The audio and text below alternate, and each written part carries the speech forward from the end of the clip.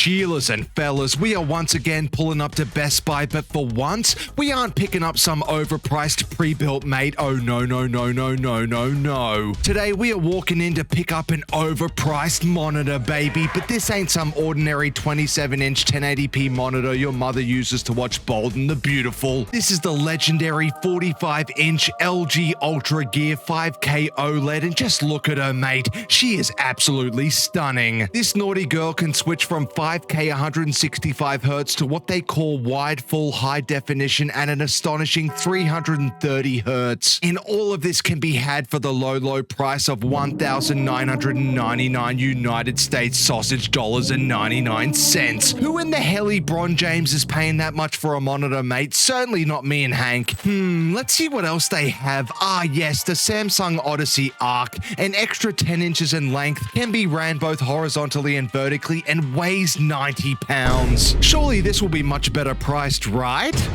Sweet merciful Zeus, 2,700 bucks? I would rather sit on this thing sideways than pay that much money. But don't worry, ladies and gentlemen, as per usual, I have a plan. See this 2000 LG UltraGear monitor? Well, how about we take it home for half the price, because the store thankfully has an open box version in stock right here. Now the box is looking pretty beat up, and when we look at the sticker, it says it's in good condition, has been sitting here since February, so about 3 months, and it has minor scratches and marks. Now don't get me wrong, that does sound a bit sus, but we will literally save just under 800 United States French fries buying this thing open box, mate. In total, it will cost us 1,149 American rock flag and eagle dollars. That literally seems too good to be true, so let's take it home to Hank and unbox this monstrosity to answer once and for all whether Best Buy open box is a lifesaver or a complete scam.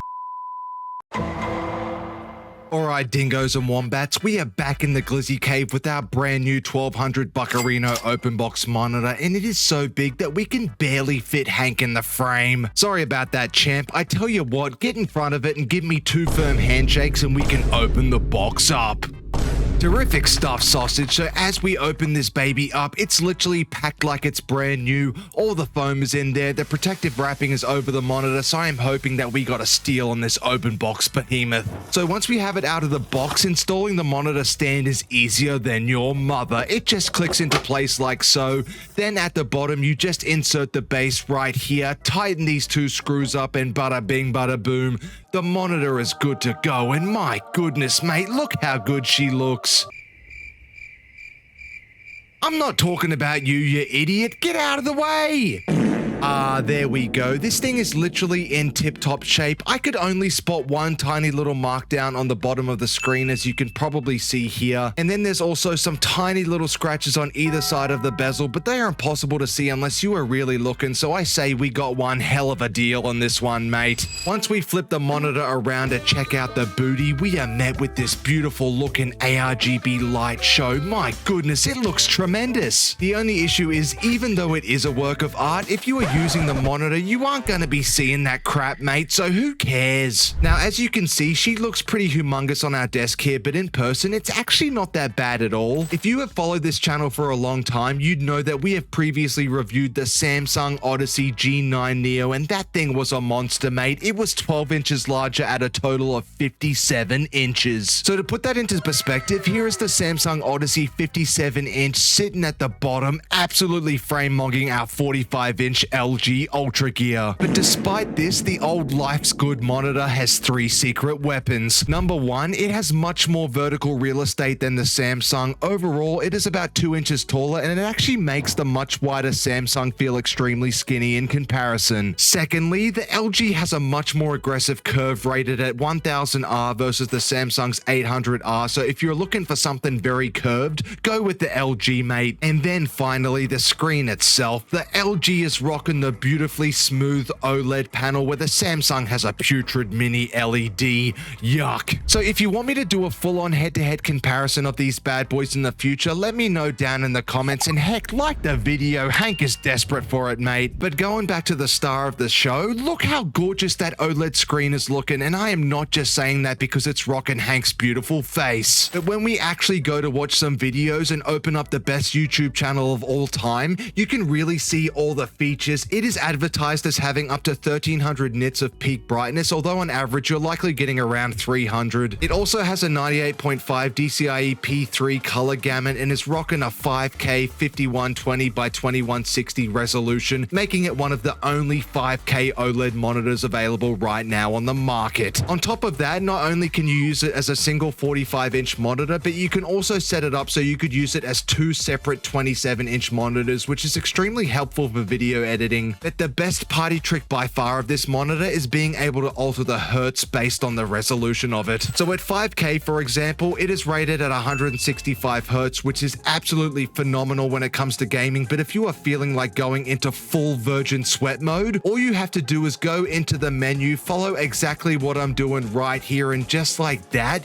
you are now running at 2560 by 1080 at 330 hertz, mate. You have got to be kidding me. Can you even feel a difference between 165 versus 330 FPS? Well, let's find out. We tried this on Fortnite because it is the sweatiest game alive. For reference, we are using the RTX 5090-9950X3D PC with 64 gigabytes that we are going to be showcasing in a future episode. Look at it, mate. It looks gorgeous. Get excited for that. So to start off, we are running this baby at 2560 by 1080, so it's a much lower resolution, but it still looks pretty good, and we are easily pushing up past the 330 hertz refresh rate. Now, we are playing at DirectX 12 performance mode, so everything's set to low but epic view distance, but as I said before, this monitor looks fantastic even at this 2560 by 1080 resolution. So surely Hank should be able to win a game of Fortnite playing as Hank Hill at such a high refresh rate, right?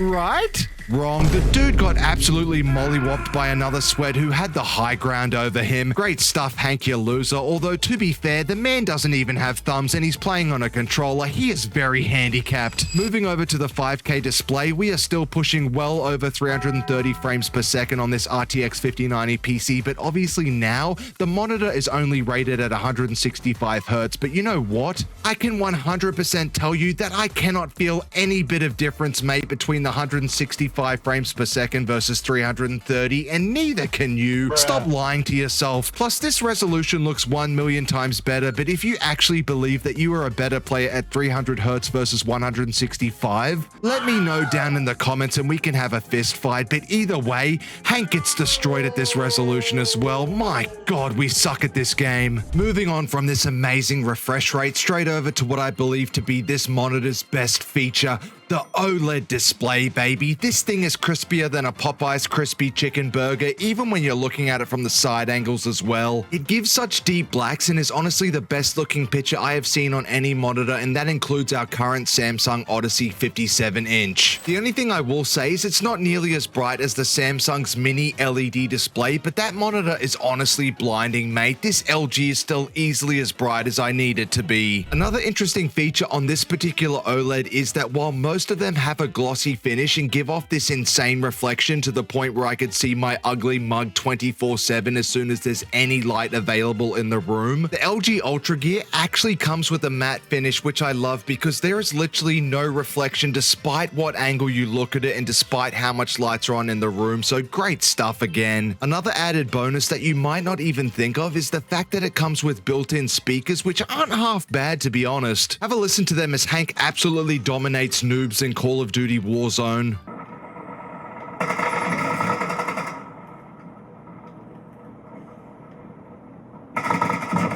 Not bad at all, and listen to them blasting the greatest YouTube channel in existence. This gaming rig right here, now it doesn't look bad, but there are a lot of interesting choices in this thing. Let me explain. For some reason, there is no exhaust fan in the rear of this case, which seems a bit lazy, but as you can... Terrific stuff, mate. Now, as you've probably seen throughout the entire video, we have been showcasing this bad boy across a number of different games. It is seriously great when it came to everything that we threw at it. I mean, look at all the competitive multiplayer shooters that we've played so far. AAA titles like Cyberpunk also look amazing, but given how good this monitor looks with the OLED panel, we want to test how realistic it looks in some simulation games, starting off with Flight Simulator. We used to play this game every single day, but it's been well over a year since we we took a full flight in a plane, but look at Admiral Hank taking off from JFK International Airport in New York. The scenery looks absolutely stunning on this monitor, and the widescreen curved display gives you a large field of view to see everything you need in the cockpit, so we were very impressed by this, but now it's time to step things up a notch. That's right, we are throwing this thing onto our sim rig. The last time we showed it to you, it was literally in pieces, but we have finally built it out, and the last thing that it needs is a good monitor. As you can see at the back of this LG UltraGear 45-inch, you can throw any Vaser mounts onto this thing. This is the mounting bracket that came with our sim rig, and it took about 2 seconds to bolt on. The great thing about this monitor is it is not very heavy relative to other widescreens we have worked with. For example, it's about half the weight of the Samsung 57-inch at about 9.4 kilos or 20.7 American Freedom pounds. So it was easy for us to install onto the mounting bracket of the sim rig, and just like that, the goodest boy in the universe is ready to go racing. Now, if you want us to do a full overview of how we built the sim rig and how it performs, like the pin comment down below, because as you can see, we have some pretty nice hardware attached to this baby, and we would love to show it off in its own video. So to start out, our sim racing game of choice is of course iRacing, mate. We are addicted to it, and we are racing in the GT3 series at Mount Panorama so we could represent Australia, and look how crisp it looks on this display, mate. You can literally see every granular detail as we dive bomb the heck out of these noobs. Unbelievable stuff. Now, while we are playing this game, we aren't even using headphones, mate. We are using the speakers that come with the monitor, and you can hear it for yourself, but I think it sounds great as we pass the Aston Martin for the lead on the final lap.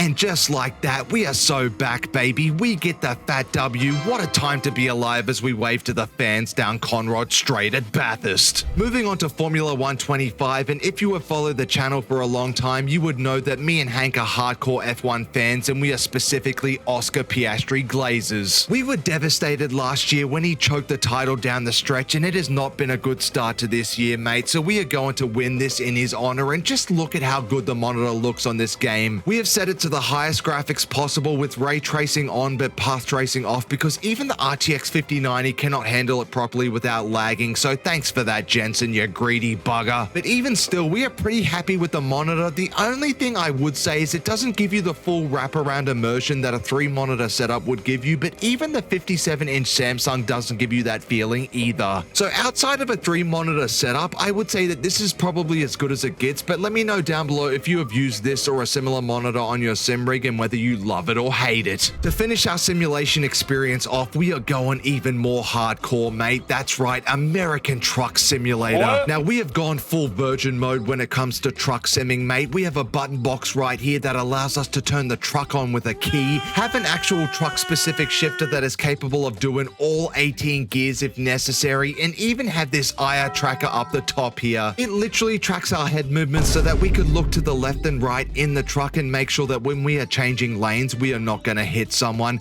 What is wrong with us? It is truly official. Hank and I will be virgins forever at this point. But as I mentioned before, if you are a full virgin as well and want me to break down our full truck sim guide, let me know down below. Anyway, back to the monitor. When it comes to truck sim, it looks fantastic as Hank is delivering a fat load from Walmart Supercenter in Seattle, Washington, and the scenery looks amazing. Here we are flipping off another trucker as we speed right past him, and here is Hank dancing at the end as he made a cool $3,536 for a 4.5 delivery. What a time to be alive for the glizzy. So to finish this video off, should you get this monitor for $2,000? Absolutely not, mate. I ain't paying $2,000 for any monitor, but should you buy it open box from Best Buy or even Micro Center, which has it in stock for 1,200 United States chicken nuggets? Yes, you should, mate. Don't even question it. Just run to the nearest store, buy it, put it onto your sim rig, or use it as your editing display, and you will not regret it, mate. It is by far the best monitor we have used for quality video editing, inbuilt sound, competitive multiplayer gaming, and of course sim racing, mate. However, the Samsung 57-inch Odyssey is a close second, and if you want to see our review on that, click it in the top right hand corner. Otherwise, get out of here, mate. Me and the glizzy love ya. Goodbye.